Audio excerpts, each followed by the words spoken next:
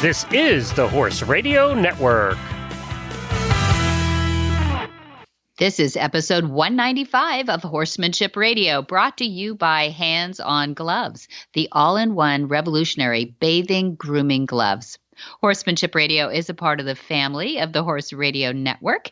And today we have a couple of celebrity farriers. They really are. And they're on with us to tell us about innovations that they're still making. Look at that. And that they're still learning.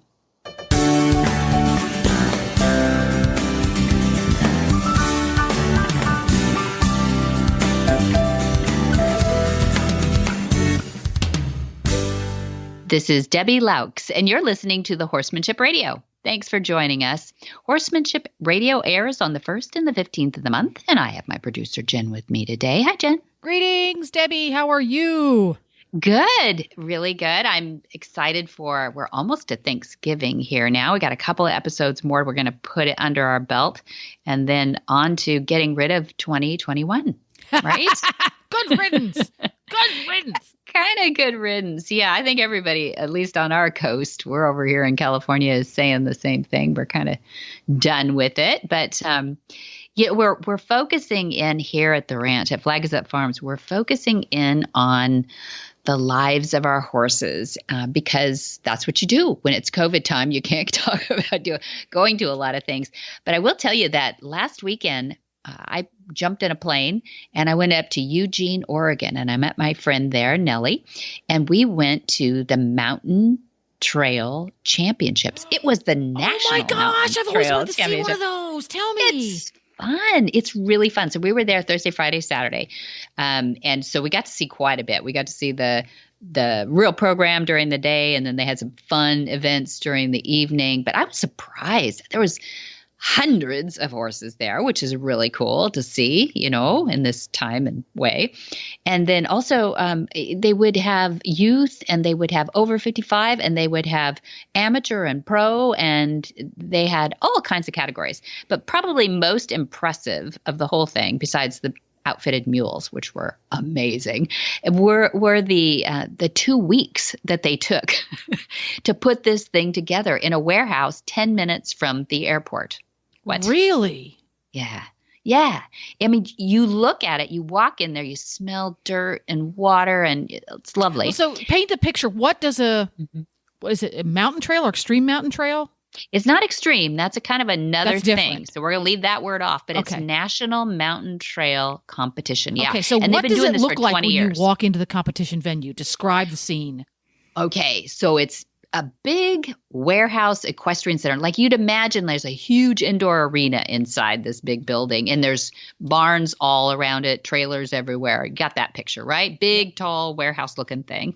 And it's pouring down rain. It's Eugene, Oregon, right? So I knew that was happening. But anyway, you walk in, and I walk into an arena, you smell dirt and stuff like that. But I mean, it smacks of they've been digging dirt and trees and roots and rocks and everything for 2 weeks. So there's this sort of dust settling on the first day that we were there.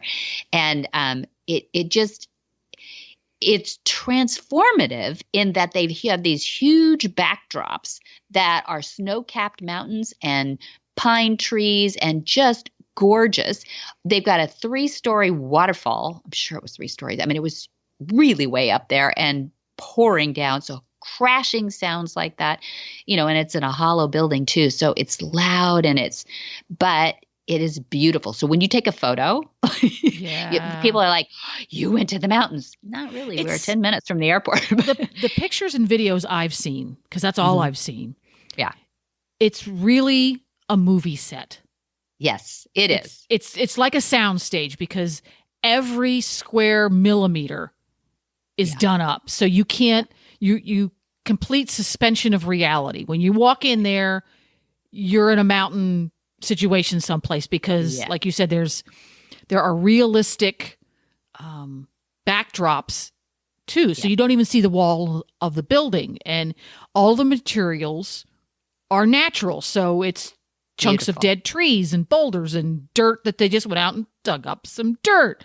Oh, yeah. And it's just rocks that are coolest huge looking stuff. Oh, I'm telling you, it's like, I've been to, up in the mountains, right? You and I, we've done these things where we're way up in Sun Valley, Idaho, in the white clouds and things like that. It's pretty darn close. It's pretty good. I mean, there's not it's not the same pine smell and all that stuff, but it really is, it's laid out like somebody really knows what they're doing that way. And they've been doing it for 20 years. So all the vendors come back and it's just like a big party. It's like a big family. It's really fun. And I enjoyed it. And they don't charge tickets or anything. So it's like grandmas and, family coming and they set up their trailers and everybody, has a little wine in the evenings. And it's like a big family. It's really cool. I advise people going if they can find one. And, it's just inspired us we want to put a mountain trail here. The trestle track bridge, Mm-hmm. it doesn't have tracks on it, but it has a bridge that's 2 stories high. And these horses are just amazing. And trees leaning over. There's redwood tree trunks, Jen, that are like 4 and 5 feet across. Like it looks like it got planted and chopped down right there. And then the water features, some were scarier, some were shallow. They all had rocks and it looked really natural. There's no pool noodles, no, cowboy curtains. No lawn chairs, no bouncy houses. No, mailbox, none of that stuff at all. So that part is I think the cool factor that these horses, they know the difference, but still you could be trained all summer long and then feel like you just float right into this place and continue your summer trail rides. It's really cool. Anyway, that was a lot of fun. And Nellie was amazing. And we had just a great time getting, into something new, which was really fun.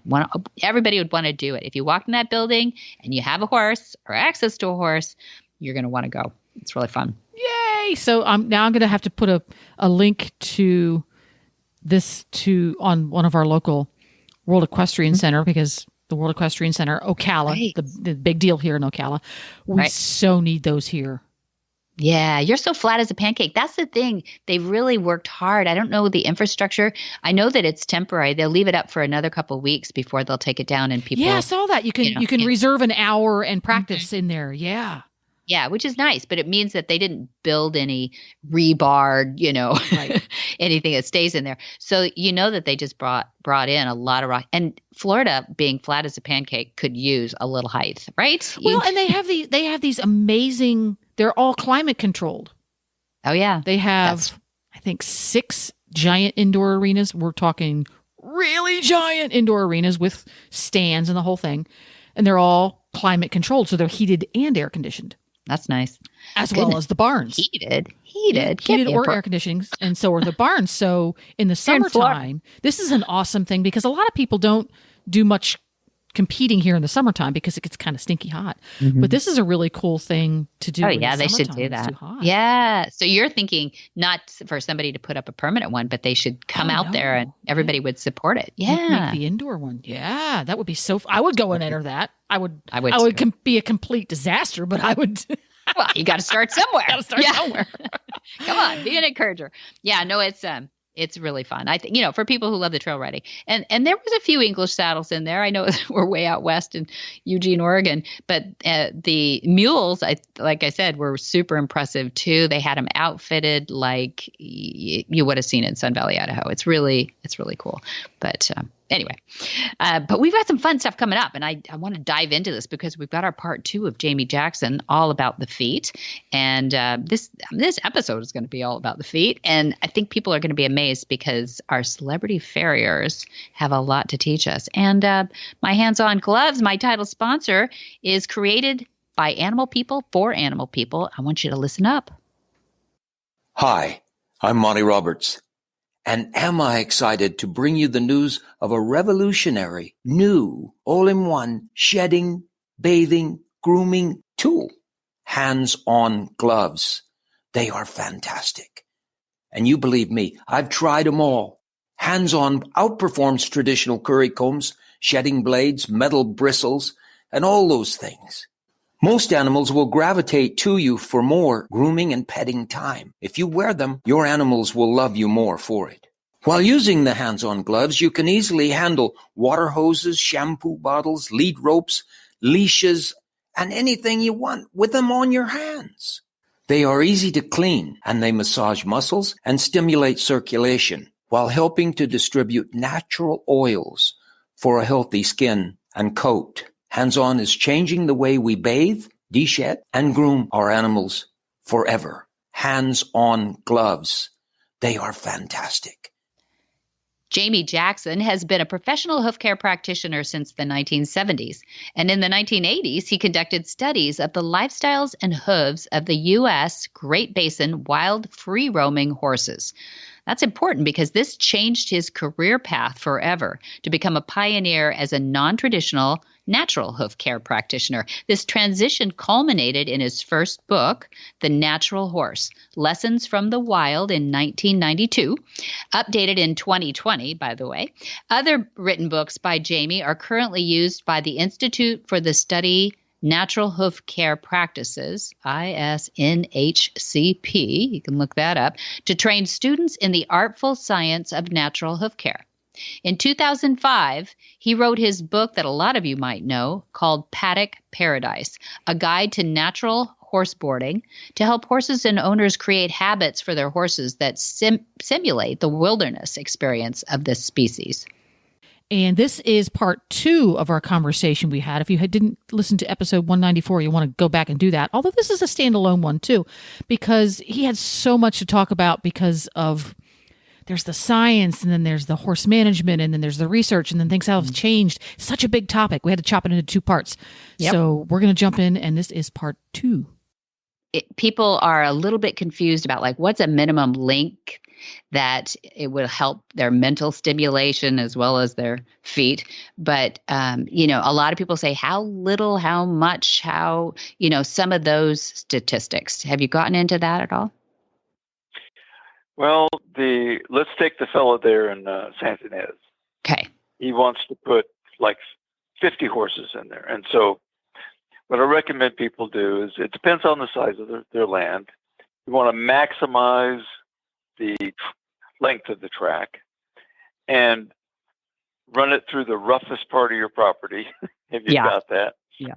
And then start off with a few horses and see learn to understand how it works. Okay. And then build from there.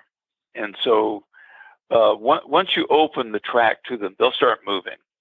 Instinctively, they will start moving, and they'll begin to their behaviors will begin to change as they have the freedom to interact the way they please.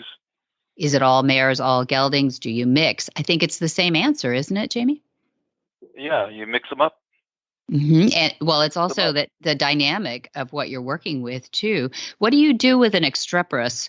If you've introduced a new horse to a herd, and let's say there's 6, and now you've made it 7, and this one seems to be stirring the pot. What do you do with that horse? Well, it really depends how we define that. But there are extremely damaged horses that have been abused terribly, and just like psychopaths and humans, you've got horses that are damaged, and so you might want to kind of look at that to see what their behavior is like, if it's destructive, so if it's meanness, things like that. Might need to have someone deal with that animal apart from the others and see if they can see what they can do.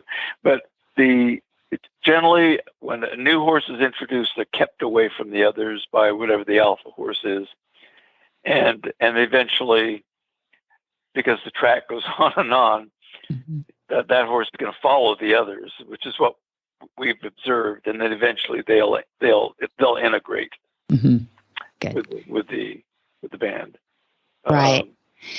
Yeah. And okay. I love that. I think that, whenever anybody introduces a new horse to a pasture, pretty much the protocol is to put them in the catch pen first and let everybody get to know everybody over the fence. So I don't think it's that much different for you, is it? That you watch what happens, you use your judgment. We just put them right in there and then Okay. they'll immediately start running each other, which is good for them. That vitality comes from exercise, and they work it out pretty quick. I mean, it's over with probably in half an hour. There you go. Okay. And until it's like in the wild, you have these bachelor bands, and they sort of hang off to the side, but they stay right with the alpha, their alpha, and then they have their own herd dynamic, so to speak, going on. Yeah. There. Yeah. And so I think they will work it. They always work it out one way or the other. Good. Yeah, horses left alone are better off than with people. What are some things that people could avoid when they're putting in their track systems if they want to have a paddock paradise in their backyard? To avoid? Mm-hmm. Yeah. You see any big mistakes that people make when they're putting them in? Can they be overcomplicated? Can they be like, oh, wow, you overthought it a little bit there with all the the track. I don't know if you noticed that we didn't have an external fence up above. Remember Right. that? That's right. I know. So once you establish the track, they will then determine where their paths are going to be within it, Okay. and they will stick to it. The paths are very important to them where they're at. In fact, I did an experiment on that. I don't know if you want to hear about that. Yeah. So many years ago, this is back in the 1983, I was talking with this fellow about, I'd seen all these paths out there and they're going here and there. And I just want to see what someone who knew nothing about wall horses, what was his take on it? Oh, well, they're just taking the path of least resistance to get where they want to go. And I knew that was not true. Yeah. So I did an experiment in Lompoc, and right at the bottom, as you recall, going down to the water tanks where they would drink, they made a fairly distinct path going back there, bent in a couple of places and curved and went on down. So I photographed it, measured it from the fence there, and then I brought out the drag, and I just completely erased it. Okay. Yeah. Yeah. With the drag, and the next day, I went down there, and they put it right back exactly where it was Isn't that before. funny? They know right where to put it. Yes. They do. Absolutely. And what do you think that is in their instinct? Is it coming off some sort of geography? Is it an internal? How do they do that? Look, let me give you another analogy so you can help me figure that out. Okay. Mm-hmm. You'll have bands, separate bands, roaming around in their own little areas, miles apart from each other. And all of a sudden, bang, something goes off in the lead mare and her alpha male, and they all run to this place and hook up. How do they know? How are they communicating? Right. One night, one of my first nights among them many years ago, I was camping out with them, and I was laying down in my under my mosquito netting because lots of mosquitoes out there, and you would think there wouldn't be. It's dry, but they're everywhere. And all of a sudden, what I call the monarch stallion just yells out this huge scream into the night. I just flew up off the ground. What the heck is going on? It was so loud. And all of a sudden, I hear other alpha stallions calling out in the night across valley, across ridges, all over. It was like a what do you call it? When you're driving your car and you got that thing, it knows where you're going. Oh, a GPS. Yeah. It's a GPS. It's a natural GPS. They're where are you at? Mm-hmm. So they know where the other bands are. Right. So they have ways of communicating that are either very vocal or very mysterious. Very mysterious. Intuitive. Yeah, because most of the wild animals, horses and others, the deer here, always quiet. Like when we bring Mustangs onto the farm that were probably BLM Mustangs most of the time, but they're the ones that were not born in captivity. They were born out on the desert. They never cry out. They never cry out. It's the other domestic horses who say, "Hey, what's going on over there?" but the Mustangs are like, "Shut up. What are you thinking here? You got to be quiet." Yeah. And yeah, it's natural in them. And the deer, the same kind of thing. The babies will have a bit of a cry when mama's out of range or something, but generally speaking, completely silent. You think, well, yeah, of course, they're not really vocal animals. No, it's by choice. You know, it's a survival mechanism, and the babies just have a really distinct little cry that, you know, the mothers all know, and the aunts and the grandmas and all kind of come to their rescue. But they do the same thing with the trails too, which is a curious thing, where if we have, you know, scarred the side of a hill with a fence or something, and we have messed up their trail, guess what? That doesn't matter to them. They come back, they know where the trail is, and they create it all over again. And so I don't know. Yeah, I'm so curious, and I hope we can figure that out sometime. But all right, so I've got tarantulas. Oh yeah, tarantulas will travel miles and miles overnight to find the female dens. True. How do they know?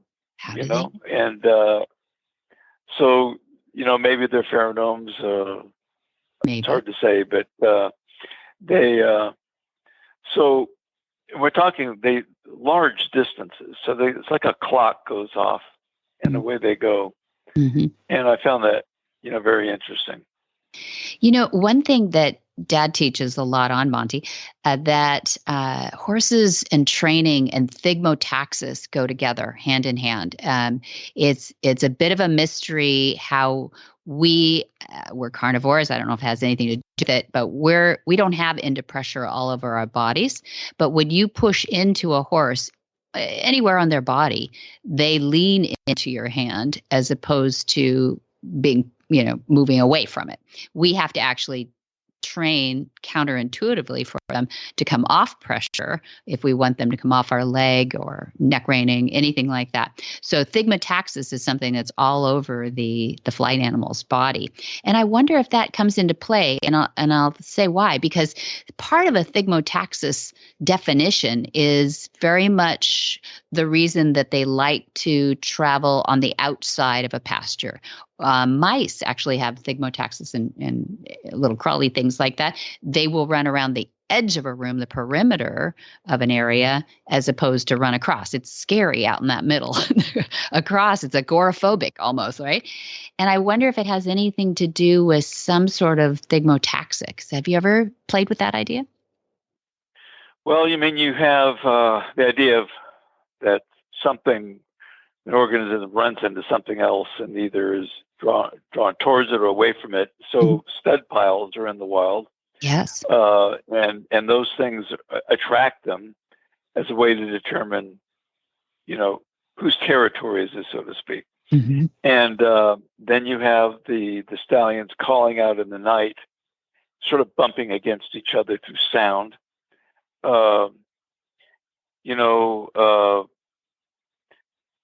Who knows what's going on? In fact, you learn a lot just in a well put together paddock paradise. You begin to see how they're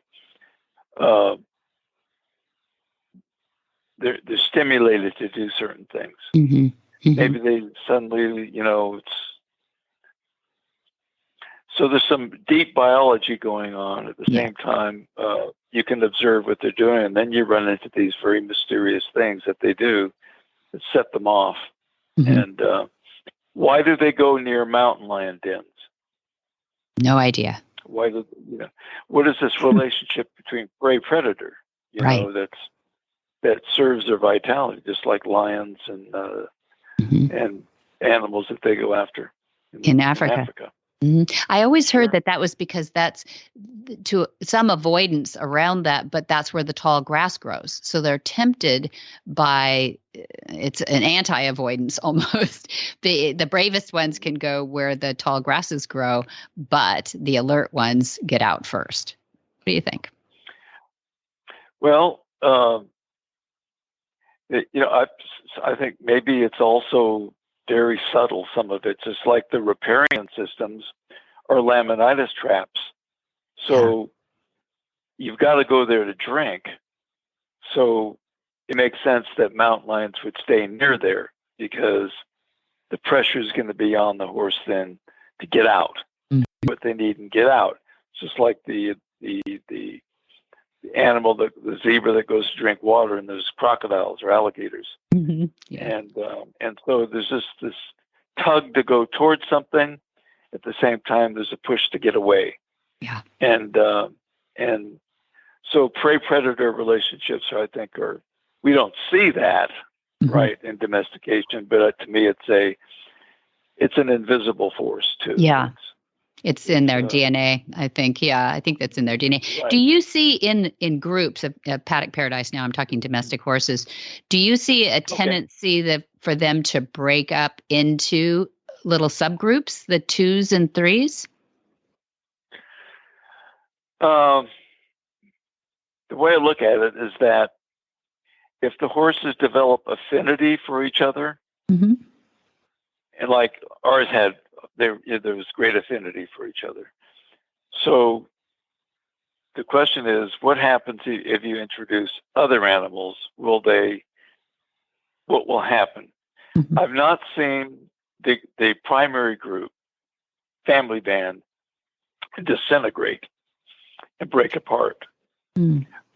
However, if you were to take them, and we did do this once, and put them in with other horses, many other horses, they will partly divide up, and new members will attach, and so you never know, right? Because the relationships, I mean, they're real picky about who they want to be with and who they don't want to be with. Good for them. Yeah.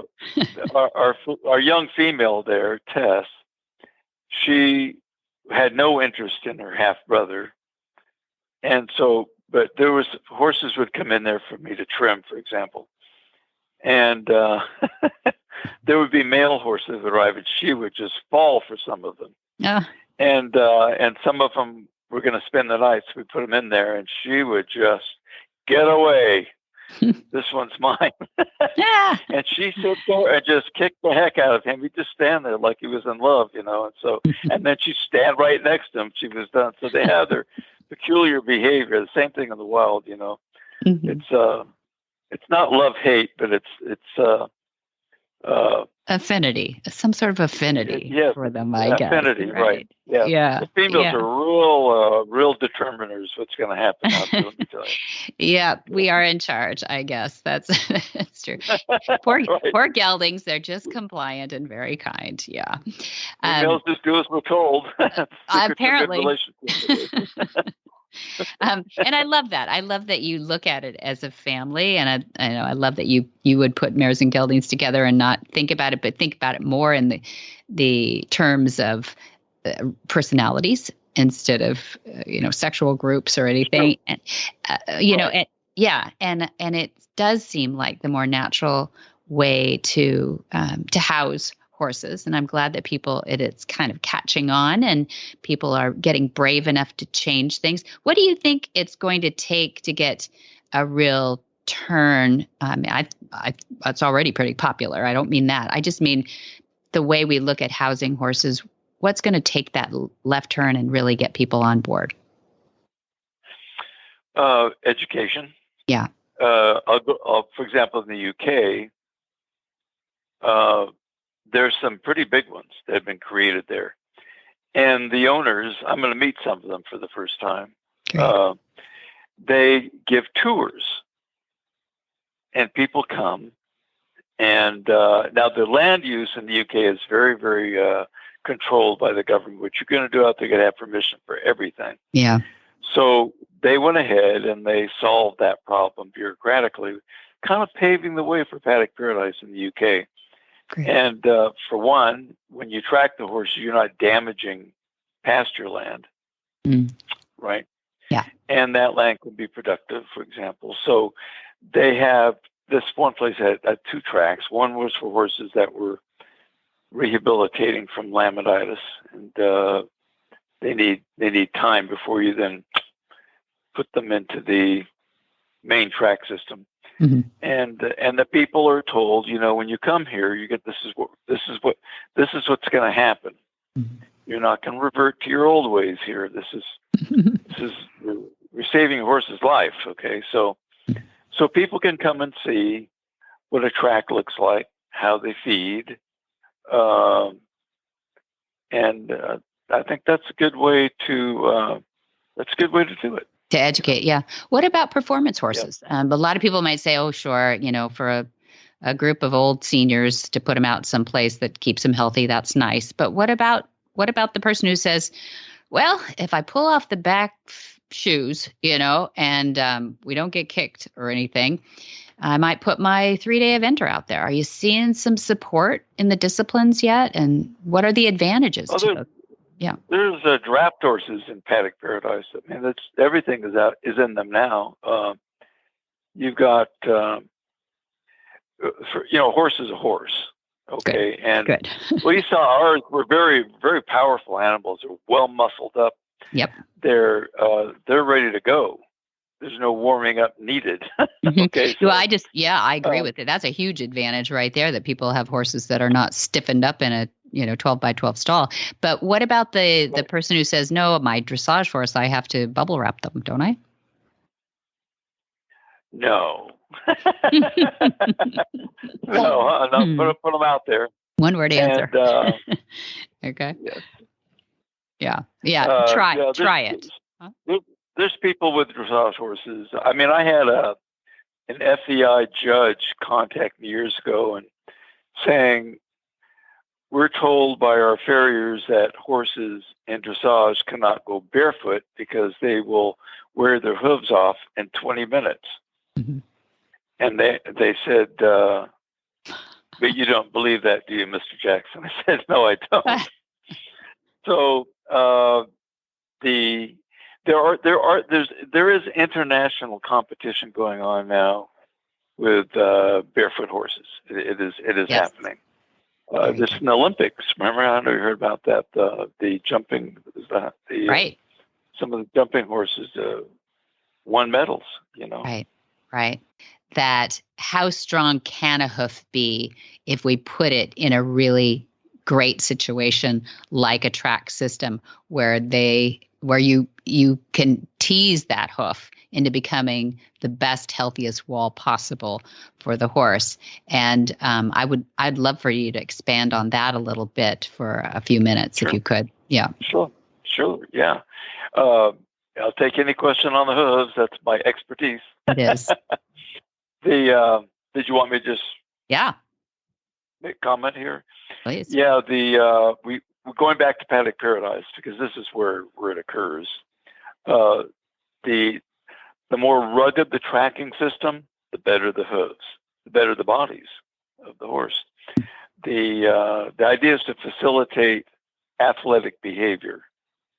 And if they are tracked, they will instinctively run. They will do all kinds of movements that they would do in the wild, showing off. Ours did that all the time.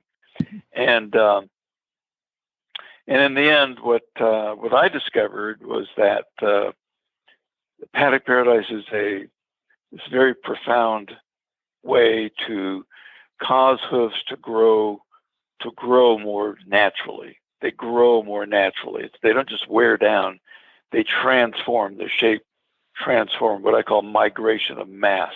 Okay, and I don't know if you recall the soles, the frogs. I never trimmed those in our Paddock Paradise. They're beautiful. The walls were thick, strong. I mean, they're like rocks, right? And so the trimming of hooves in Paddock Paradise to simulate the wild horse model is going to be different than how a hoof is trimmed, for example, to be shod. Okay, the whole this should be taught in vet schools and hoof care schools around the world, and because it definitely is a very unique discipline unto itself. And So if you want the greatest hooves ever on a horse, then put them in a paddock paradise, and make sure the people doing the hoof work are trained to do the natural trim. Mm-hmm.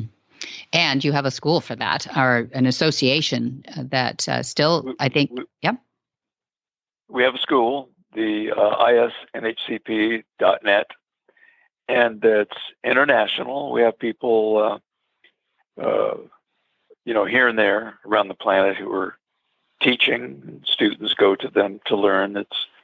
We have training steps.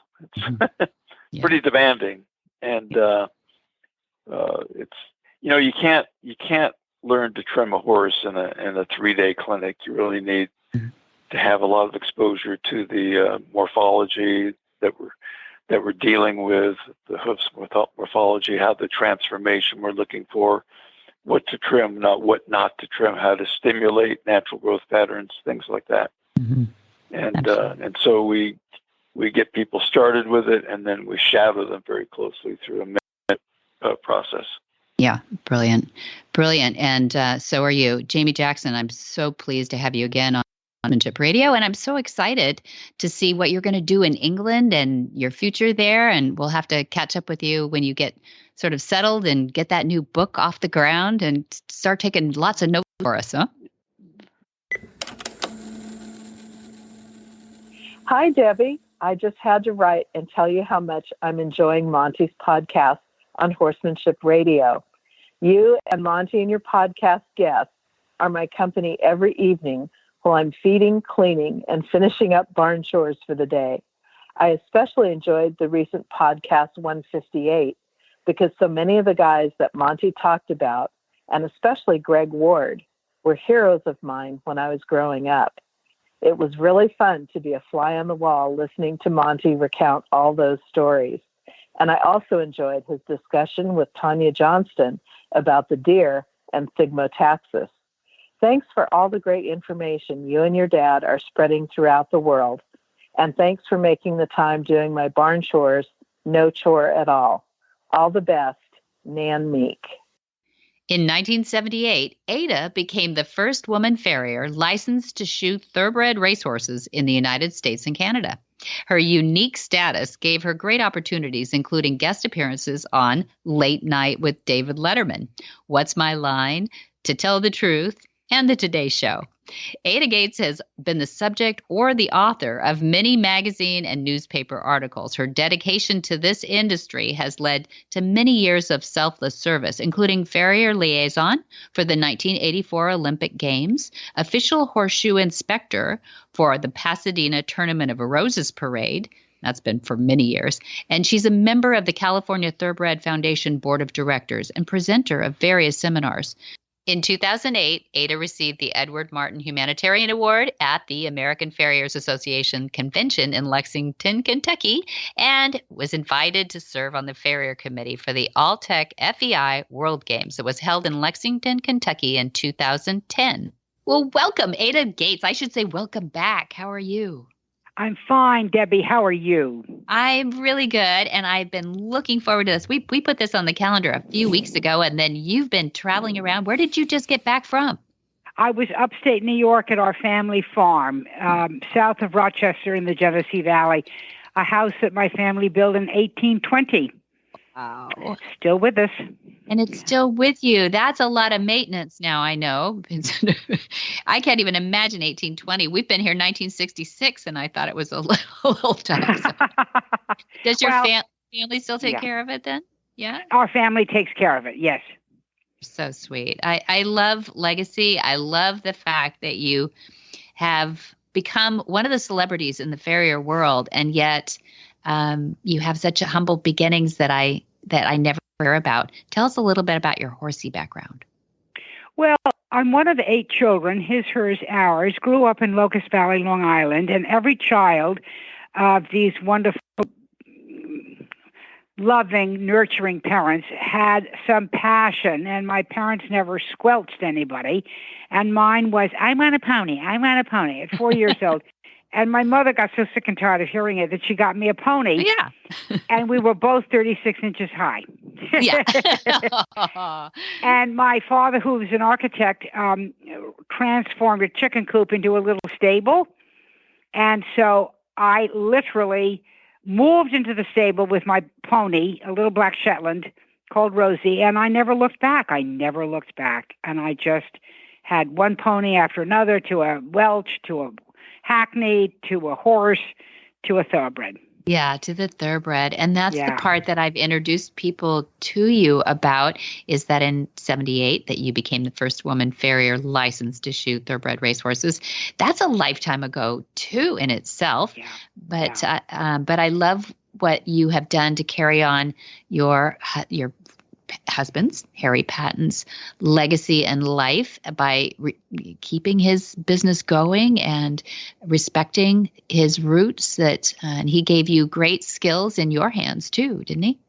Yes, he did. I was very lucky to meet Harry Patton. I crashed around in Colorado for years, being dragged around corrals and shoeing, cowboy broncs. And I said, I really love doing this, but I want to go to the big time. And I wasn't very welcomed back east where I come from. So I came to California. I met Harry. He was the head of the union and a brilliant, brilliant, brilliant horseshoer. And he taught me how to shoe thoroughbred racehorses, which they have their own issues and their own problems, but there's very little margin for error with a racehorse. You can't crank them. You can't put pads or any kind of weird shoes on them. They just have a very light thoroughbred shoe and aluminum shoe. And you cannot, there's just very little you can do to keep them from hitting, but he taught me how to do that. And that's what got me horses, when they hit, they stop running because they hurt. Yeah. So the trainers that had a hitting horse sought me out to fix their hitting horse. That's how I got the work. And it's always been that there's one horseshoer to a barn. So if I was doing one horse in that barn, then I picked up the whole barn. And that's really how I had a career. That's how I had a great career for many, many years as a thoroughbred racehorse shoer, and was lucky enough to shoe some of the greatest racehorses that ever set foot on a racetrack. And it was also where I met your father, Monty Roberts, many years ago when he had horses in a 2-year-old in training sale. And of course, he was very, very famous. And of course, I really wanted to work for him.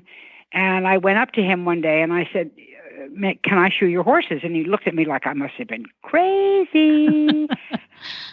And he said, well, all right, let me see what you can do. And they brought a horse out and I walked it a little bit, and then I picked up a foot and started to pull the shoe. And Monty, who had been up on his horse watching me, rode off. I said, Monty, where are you going? I thought you were going to watch me shoe this horse. And he stopped his horse and he turned around and he said, I can already tell you know what you're doing. And that was it. Yeah, we've been together since 1978. Yeah. 79 even. I don't know. Back there. Yep. Yeah. And I honor and respect him so much, and he's taught me so much about the language of the horse. I've learned so much from him. Well, and that's really part and parcel. Actually, that is the crux and the core of what I do in shoeing. What's that? But I'll get to that in a minute. Oh, okay. Oh, mystery woman too. I love that. No, you impressed me so much that when we started years ago now, the Monty special training, because we didn't know what else to call it because, well, what's Monty going to work on this week? We don't know. Yeah. It just bring them and they will come.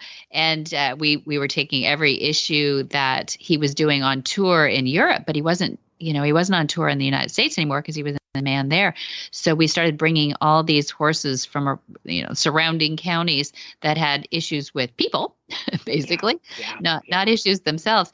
And he just started fixing them, didn't he? And Ada shows up for a Monty special training as if you were going to hide in the back and just become a student. And anybody who knows you, it's very hard to hide Ada because she's going to ask all the questions. So come up here in the front and let's hear the great wisdom that you two impart. And you've just become a fixture and part of that Monty special training, which is really fun for the students too.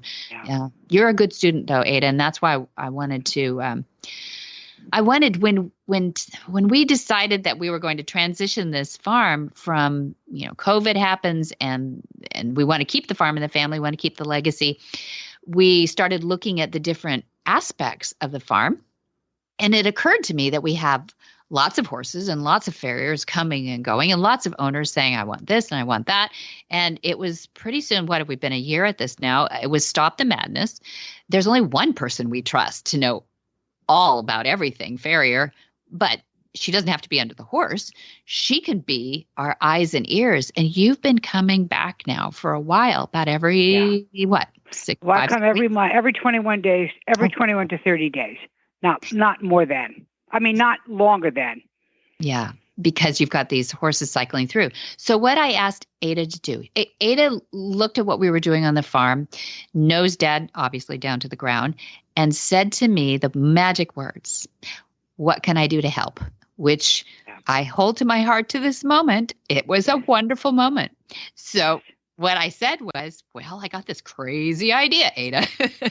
And you said yes. So what I'll explain to our listeners is she is doing, which may be revolutionary. If listeners have heard about it before, then I apologize for thinking that we may have thought of something new. We just haven't heard of it before.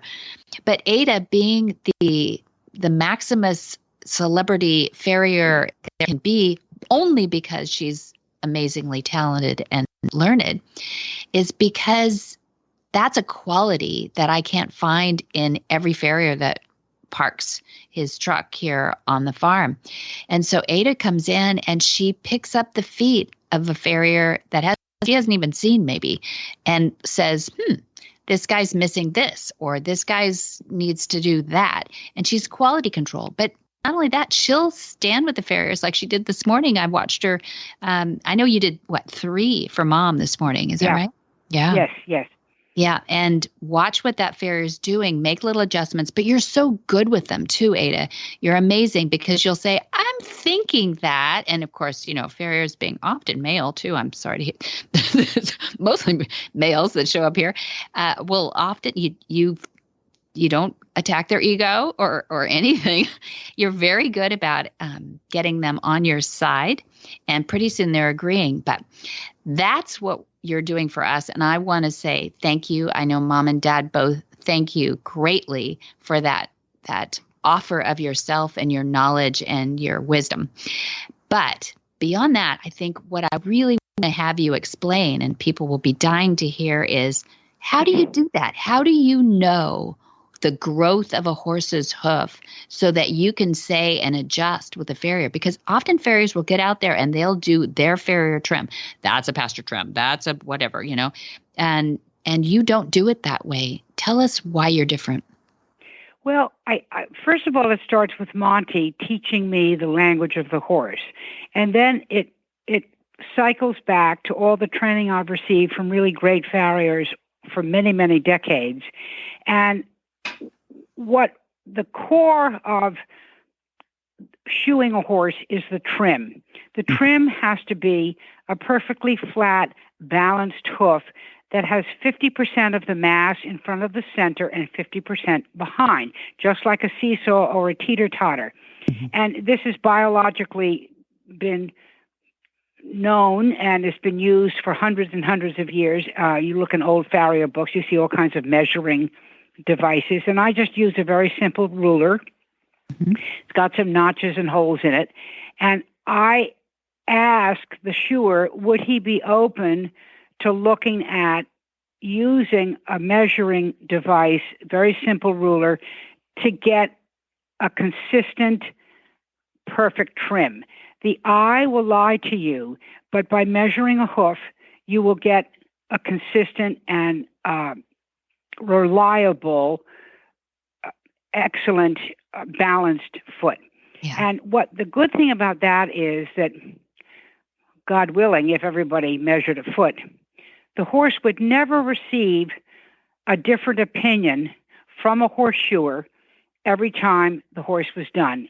They can be done here, they can go to a horse show, they can go to another farm, and every time the horse is done, the opinion of that horseshoer translates through his mind into his hands, and into the trim. Mm-hmm. And when I was talking to a shoer here about doing your mother's and father's horses, I said, he didn't know who I was, and I said to him when I met him to do these horses, I said, Jose, I am not here to give you my opinion. I'm not here to give you the opinion of the veterinarian or the owner. I'm not even here to listen to your opinion. He kind of backed up on that one. I said, the only opinion that matters is right here. And I pointed to the horse. And so by opening the shoer to looking at the horse as it's presented to us, all his defaults and ailments and crookedness and, high heels, low heels, crooked heel, whatever, and the stance of the horse and how the horse walks when he comes to us, presents himself, then we do the trim, and it's easy to do. It makes complete sense. Mm-hmm. You just need to do it, see it, and do it. Mm-hmm. And I work with the farriers to do that. And then I said, now look at this horse. Look at his body when you put this foot down. Mm-hmm. The minute you put that perfectly balanced foot down on the ground, the horse will drop his head, start licking and chewing. His ears will go forward, his eyes will get soft, and his head will almost drop to the ground. Yeah. Then you do the other foot, and then you walk the horse away, and all of a sudden, he's walking like a Rolls Royce. Before he was like tight and stiff and short-strided. Now he's got this nice, long strider to walk. His body is undulating. His neck is down and soft. The horse is telling you, I like this. This is good. I am really comfortable. Mm-hmm. So it doesn't take long for a farrier, if he's open to doing this, and so many are, they really are working for the good of the horse. They want, they're at the service of the horse. They are servants to the horse. I always have been, and I think that I recognize that in other farriers. And if it's not there and they're not open, then they're not going to work here. Yeah. Yeah, that's it. They're not going to work here because it's not part of your vision for your horses on this farm.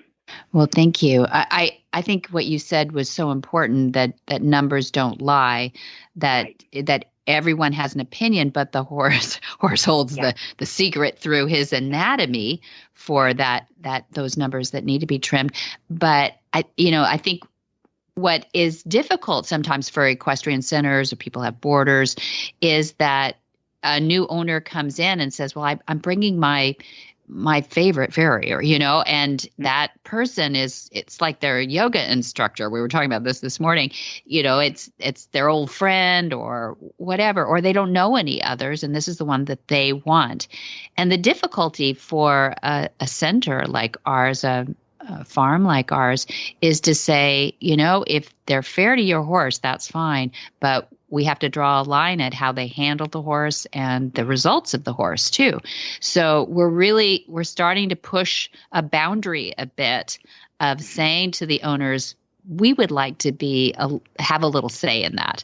Number one, I don't want to see a rasp come out for a belly blow. I don't want to see a farrier treating a horse poorly. If they can't get it done that way, then they should say, here, give this back to the owner and train that horse up until it's ready to behave, because it's not fair to the farrier either that they have an untrained horse. So I wanted to say that out loud too, for all you farriers who are, need us to say that. But one of the things you keep talking about, these measurements, and I think it's so fascinating that you've landed on this golden ratio, this golden mean. Why doesn't every farrier use that as an example of how to measure? I can't answer that, Debbie. Mm-hmm. Mm-hmm. I don't know. I've suggested to instructors at horseshoeing schools, would you like me to come and show you how to use a ruler to trim the feet, so your students can learn how to do this? And it's so much easier than trying to figure it out themselves or guess. And they say, oh, no. I want them to learn my way. Okay. That's not good. Not for me. It's not good. And I think the horse is always the one that suffers. Yeah. So. Yeah. Well, I appreciate the fact that you've stuck to it. So if people Google or look up the golden ratio, that's where you're dividing a line into two parts. You've got a longer part divided by a smaller part, and that's equal to the sum. It's going to sound like an algorithm here, but divided by a beautiful number in nature. What is it? 1.6. Well, the foot is pi, but that's not what I measure. Okay. The foot when it's properly trimmed is pi, but that's not what I do. I can prove that the trim is perfect because it's pi, but that's not what I teach. I teach just measuring the bottom of the hoof. The ruler shows you where the center of the hoof is, and it comes off the tip of the frog, which never changes. Mm-hmm. And 50% of the mass in front of center matches 50% of the mass behind, just like a seesaw. Mm-hmm. Pi and the golden mean is something completely different and is only a proof that the 50-50 is Gotcha.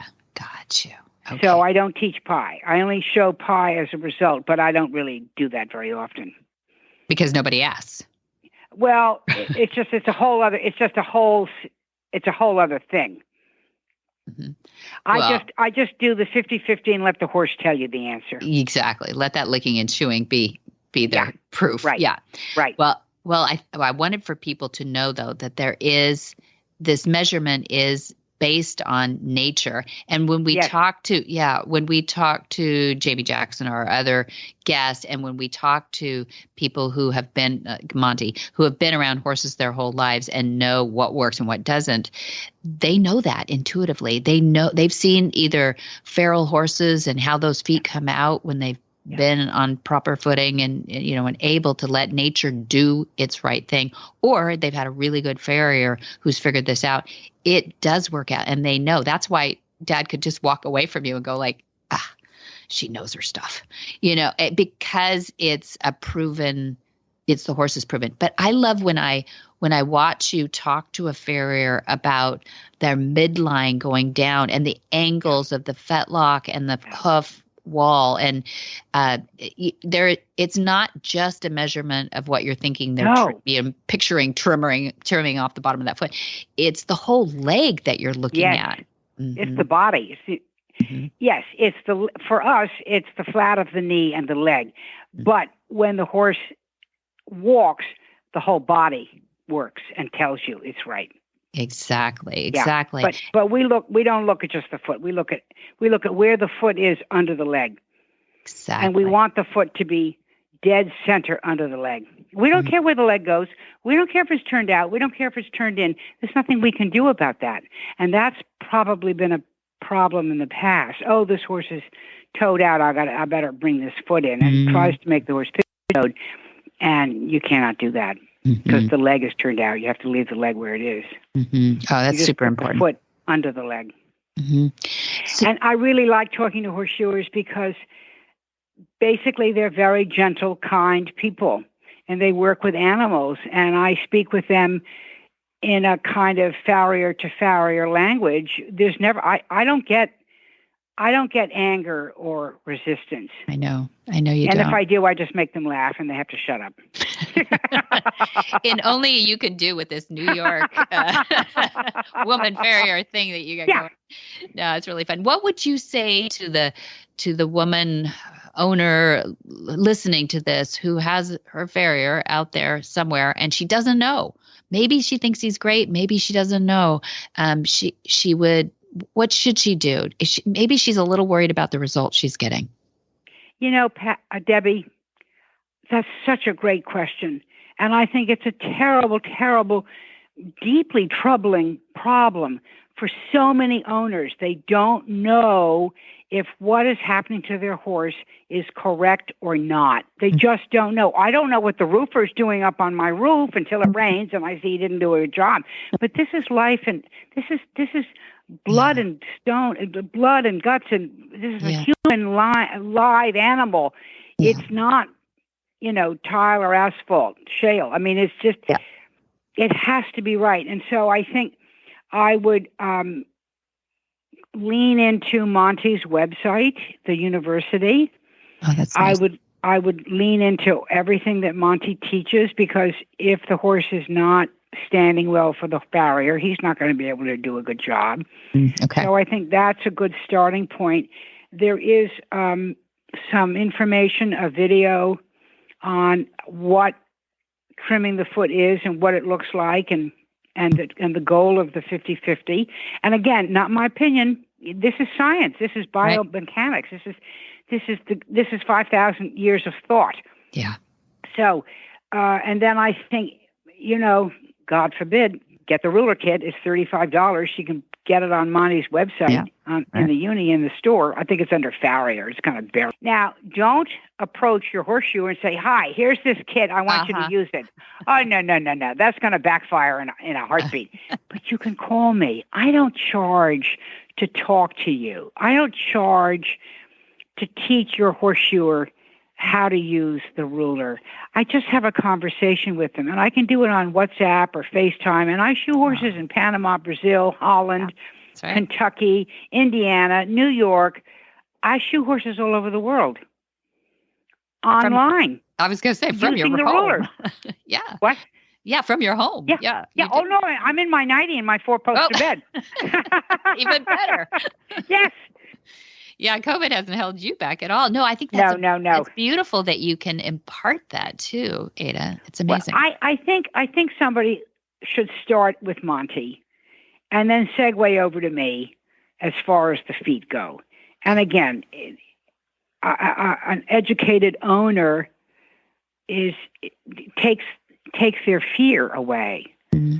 Their fear of, I don't know what's going on. Yeah. I have had horseshoers do this for their horses. I've trained them to do it, or they've learned how to, whatever. And the owner gets on the horse and says, "Oh my God, my horse has never been so bold. He's going on. He's jumping better. He's more free moving." I've had top professional trainers exclaim to the horseshoer how much better their horses are moving. Of course. So the horse will tell you, and the rider will tell you. Go get educated, measure and understand it yourself, and then you can impart it. So I love everything that you say, Ada, and I'm so glad that you are steering our ship. Thank you. And just one last thing, Debbie. The owner doesn't need to talk to the farrier. I will. Yeah, okay, that's a better idea. I'll have the conversation. Better idea. Then it's off. Then they don't have the burden of doing it. I'll do it. Kind. If you're a horse owner or a trainer that cares, I'd love to introduce you to the American Harvest products, premium hemp extracts, and their new product, equine hemp pellets. With American Harvest hemp-derived CBD pellets, horses could benefit from faster recover from performance activities, get a feeling of relief from inflammation or pain, a sense of calmness or reduced nervousness, and even ease of digestion.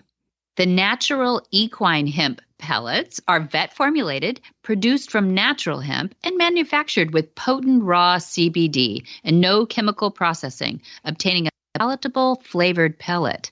If a liquid application is more convenient for you, American Harvest produces a THC-free CBD oil, the premium hemp extract. Ask for American Harvest at your favorite equine shop, any Hubbard dealer, or online at store.alltech.com.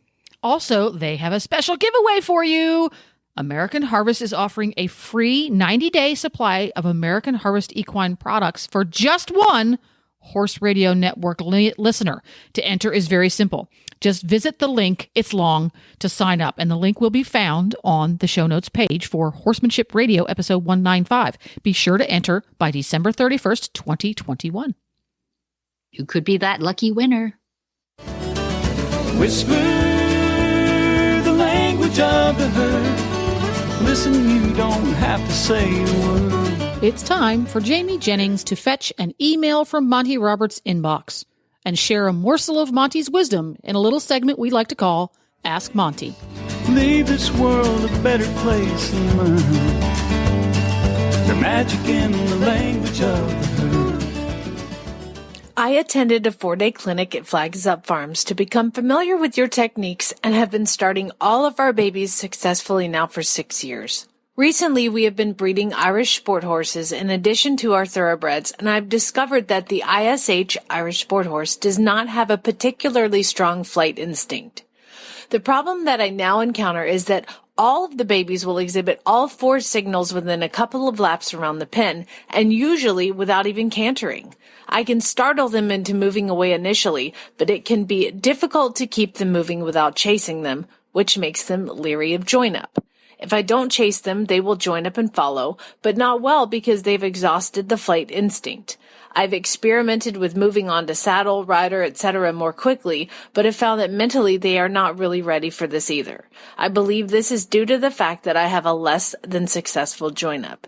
Your method has worked really well, and we have produced many lovely riding horses as a result, so we hope that we can transfer this process to our ISH babies with as much success. Monty's answers.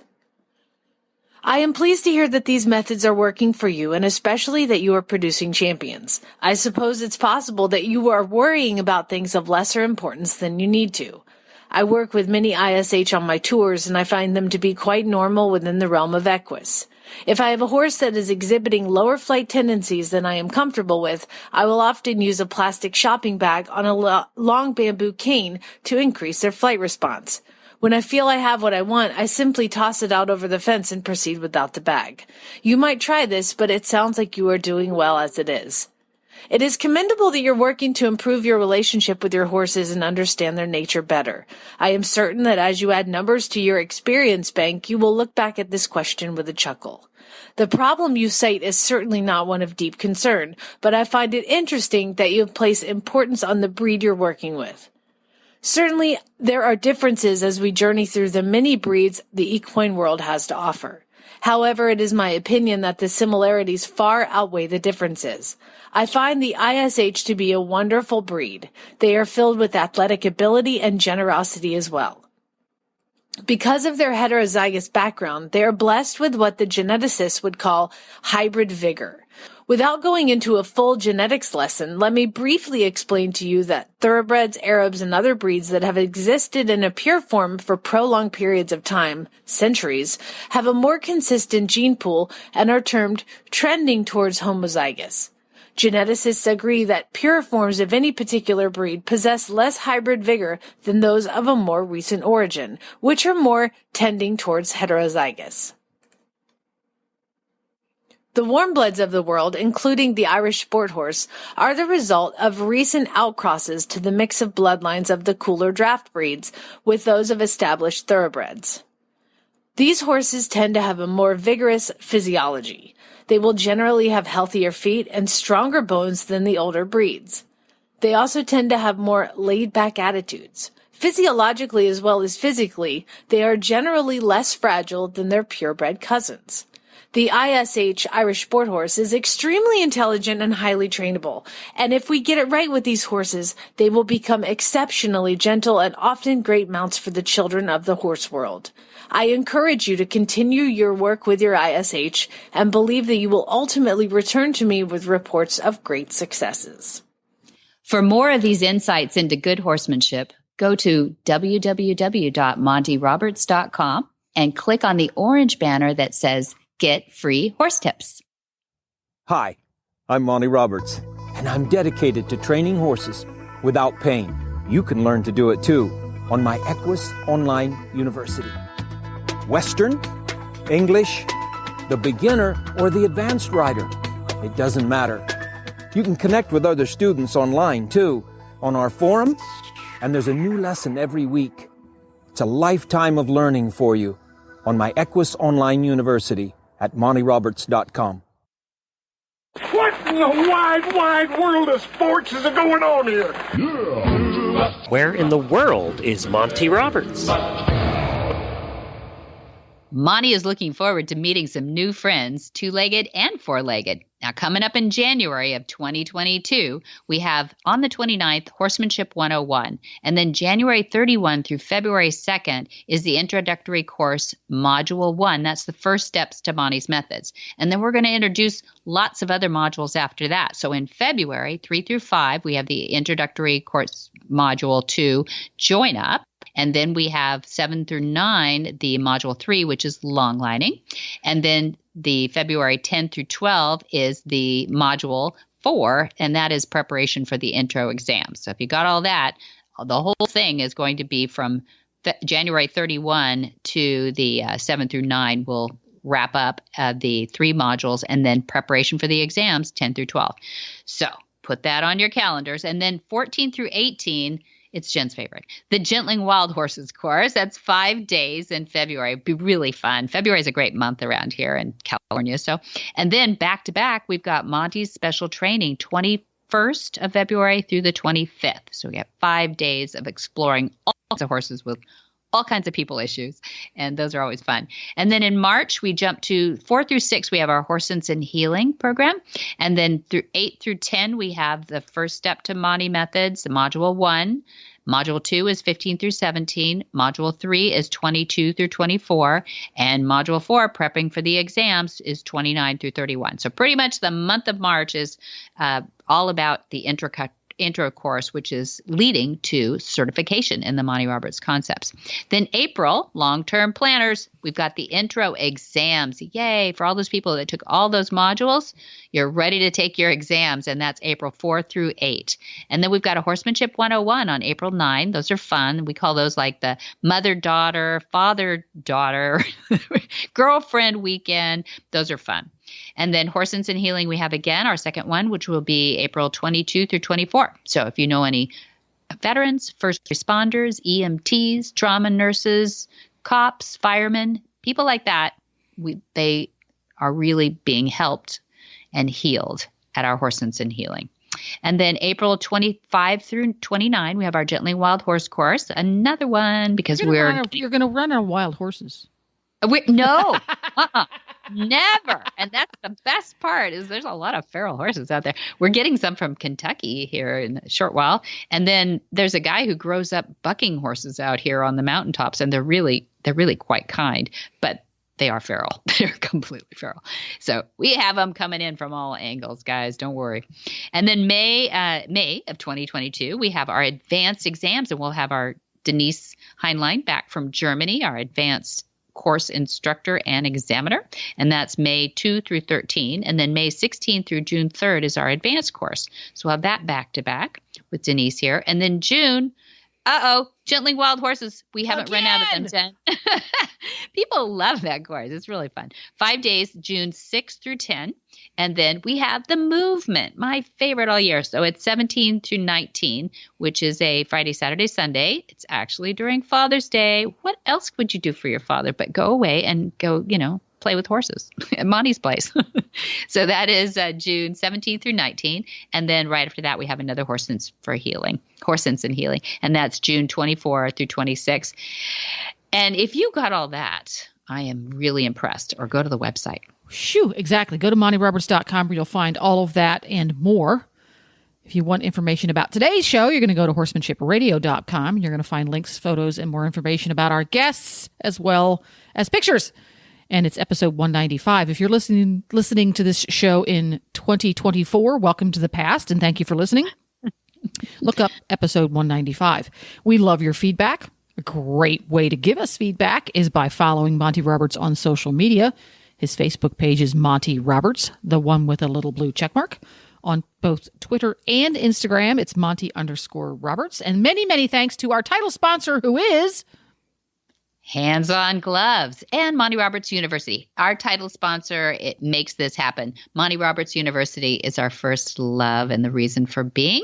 And be sure to visit all the other great shows, too, on the Horse Radio Network at www.horseradionetwork.com. Until next time, have many happy horse hours.